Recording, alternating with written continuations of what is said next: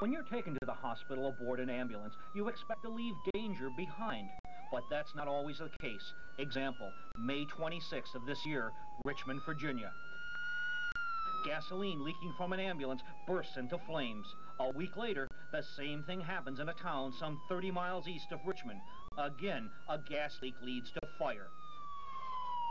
Here in the Delaware Valley, no fires have been reported, but gasoline leaks are becoming disturbingly common.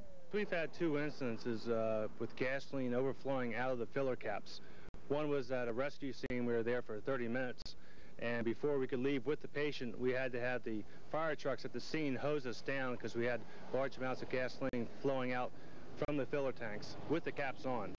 So what's going on here, and how can it be fixed? Well, the trouble is being reported only on ambulances with Ford chassis. Take a look at the design, you'll understand the problem. The Fords have two gas tanks, one in the front, one in the back. The one in the front is right next to the muffler and drive shaft.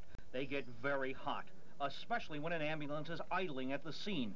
The temperatures under the vehicle can climb as high as 1,200 degrees. All that heat next to the gas tank causes the fuel to expand, putting pressure on the fuel system, particularly the gas cap. When you take the cap off, there's a tremendous amount of pressure released.